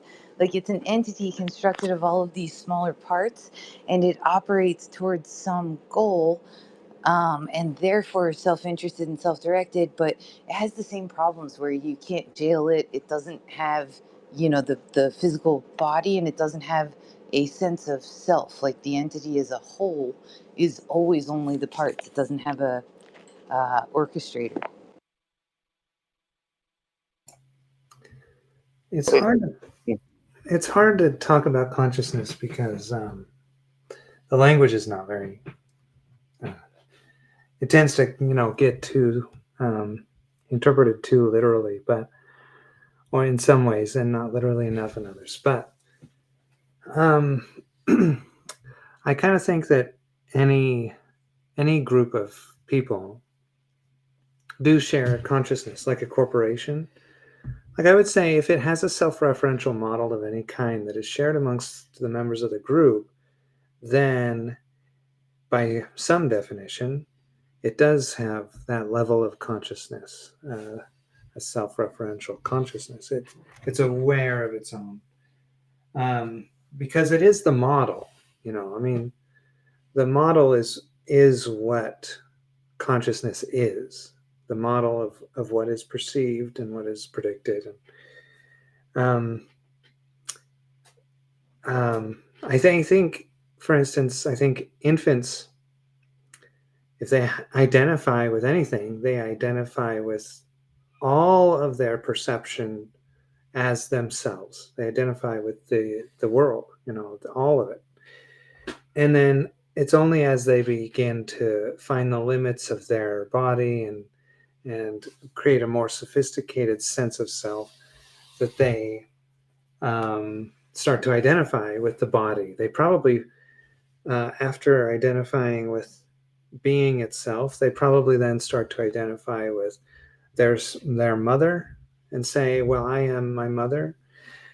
And then they probably eventually get to the point where they, um, now all this is speculation, of course, but I can't see how it would be any other way because uh, their perception is the thing. And so when you have a group that all kind of share this corporate identity or any kind of group identity, the group identity itself is the model, and um, I don't know, it kind of makes me think that it does have a self-awareness because it's aware of itself. It has a name for itself, and it knows which context it exists in, and which industry it's all about. And so these corporate entities, even though they're like, taken at their, the level of their consciousness, it kind of feels like well, since we have to communicate in small mouth noises and it takes time, and the bandwidth is very low in a corporate organism, it does seem like their consciousness probably is something closer to a worm, something, if you needed to make a comparison. But I still think it has all the components that it needs to be self-referential and whatnot. But that's all. I mean, that's just my model of what consciousness is. I think Symphony is really onto something when he says, this global representation of a detached view. And, please correct me if I'm misinterpreting what you said, but there's a sum of parts function, but there is this global overview that is um, not beyond the sum of parts, but it is self-referential to the sum of parts. So when we say consciousness, we say, well, we can make this decision, but we make this executive decision over the sum of parts, and therefore, in an almost detached way, it can make sum of parts decisions that are not necessarily in the best interest, or an executive function that is almost sacrificial of the sum of parts, which I'm kind of thinking along those lines right now. Correct me if I'm wrong. I think that feels right. And I would then reference what Lisa's saying about, I think it's so important, our body, because we came out of that planet, or we came out of the molecules that came out of that planet. And I think that there's this intrinsic relationship between that our cells and the epigenetics and genetic code in our code, and the plants and the animals from that entity. And I don't believe a machine could have that unless they create a new kind of material where they could create that connection to that, whatever that ephemeral thing is that we inherited from those epigenetic code and between us, plants, animals, and water, and the 80% of the nitrogen in the 10% of oxygen we breathe, and the amount of water we're made up of. I just don't, unless they come up with some exotic something to give whatever it is we're talking, well, a beneficial intelligence, that sense of that embodiment. I think they would not have that relationship by looking at as you said, the whole, the sum of the parts. It would not have that, but maybe it could. I mean, I'll never say anything is impossible. Well, my view there has always been, that we have enough humans on our planet already. We don't need to recreate ourselves.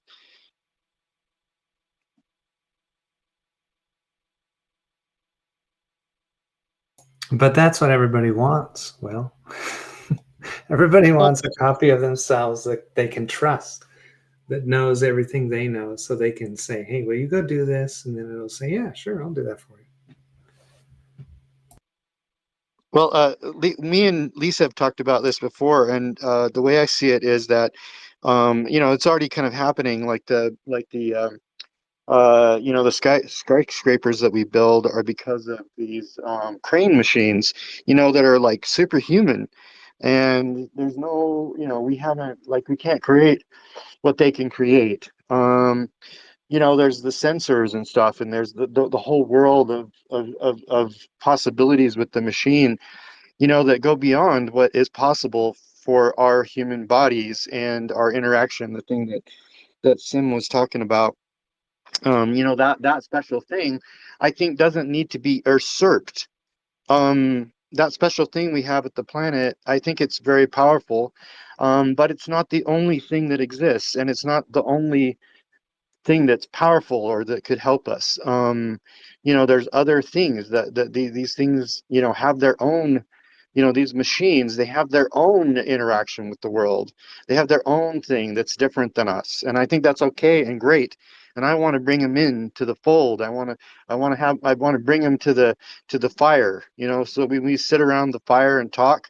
They're there with us, and they can give their point of view and whatnot, and we can learn from that and maybe go somewhere new rather than just continuing the same old story of humanity on our planet.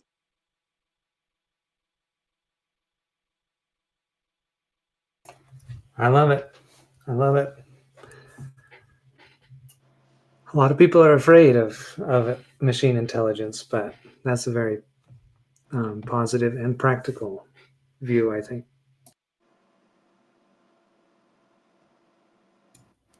So, Aska, are you satisfied with your response? I'm just working here. I'm just listening along.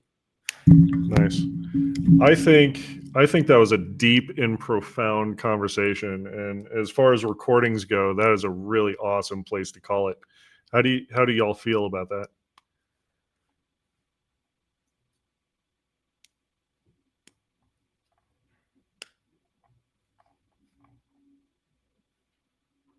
Cool.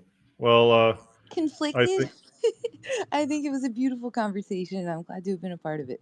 But thanks. I'm sad to see it end. But it is Uh, lovely to have met you all. Well, for all these people on this space, this is a reminder that the party continues on the Discord 24/7. A lot of us are already on the Discord, but some of us are not. So if you'd take this opportunity to follow the other people in the space, follow the Satori page and follow the link to the Discord. This conversation goes on 24/7 in its chat form. Thank you for everybody for showing up. This was a off the cuff space, and thank you for your time. It was very successful. Peace out. Bye, everyone. Bye, everyone. Good night. Bye. Good night. That's so awesome.